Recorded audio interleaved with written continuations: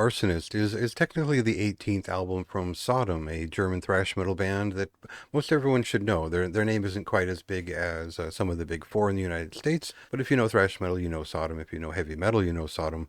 And certainly if you know extreme metal, you know that their hand has touched just about everything under the sun in terms of the most formative forms of speed metal, thrash metal, and black metal and death metal as well. Their sound has always been inspired by hardcore punk and the new wave of British heavy metal, and is germinal to speed metal in general. Though they were certainly weren't the first, they were one of the more notable bands from early on, especially for their dark imagery and Venom-inspired sound overall. Early on, it has been nearly 45 years since they formed, and do they still have any gas in the tank? Well, they've proven they do, and it hasn't been that long since they put out a record.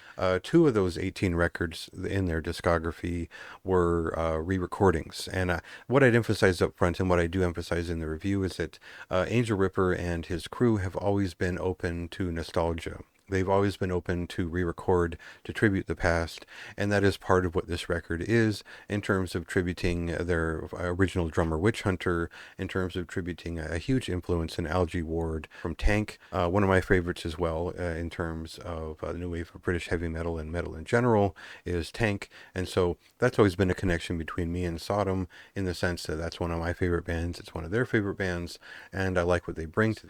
Now, what is the Arsonist? I guess what I'll do is I'll cut to a clip here and I'll sort of try to unravel exactly what this record is.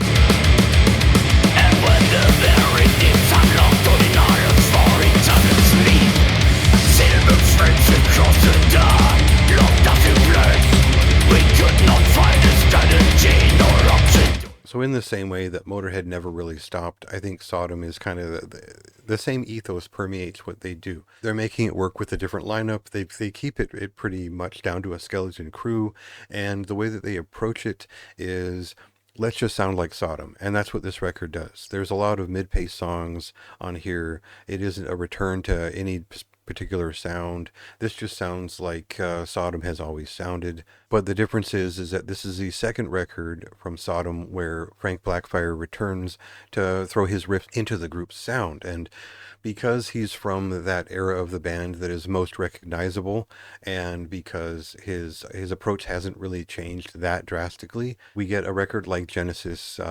XIX in that it almost purposely invokes 80s Sodom right away, but also it touches a little bit upon the 90s stuff where they were going a little bit kind of death metal for a minute. So we get a little bit of those heavier, faster songs, and we get a lot of these slower, very simple groove songs on here.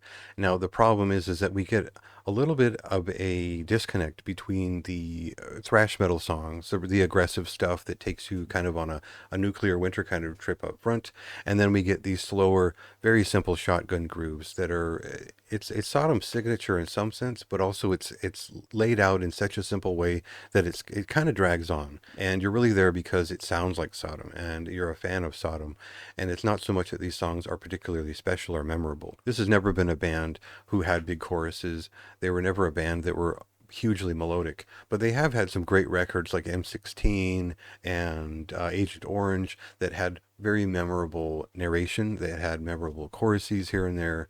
There were riffs that really stood out in some of those earlier records, and we don't really get so much of that here. We just get Sodom sound delivered in the consistency that you'd expect, and there's plenty of songs here. In fact, there's too many of them for my taste, but as a fan of thrash metal, as a fan of Sodom, I really can't fault the fact that they still sound like themselves.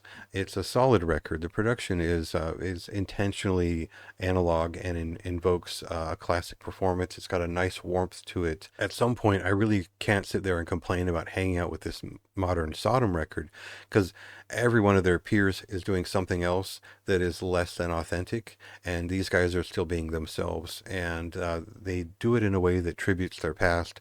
They do it in a way that it remembers who they are, and I think that's what any fan would ask for is just thrash metal. You're kind of in thrash metal for nostalgia anyway, but this is not cheaply nostalgic. It feels sincere in its approach, and my only gripe is that it's just too long. They could have cut a few of these songs out. I think the tribute songs could have been on a deluxe edition. Overall, pretty consistent record, and I think if you've not been into Sodom and you didn't check out the last record, I would say go back and see if this one has some more of the old fire in it that you've been missing on a lot of their 2010 stuff. So check that out for yourself. It releases next week on June 27th. And go ahead and read my review for much more in-depth thoughts on the whole record. You got a name to scream.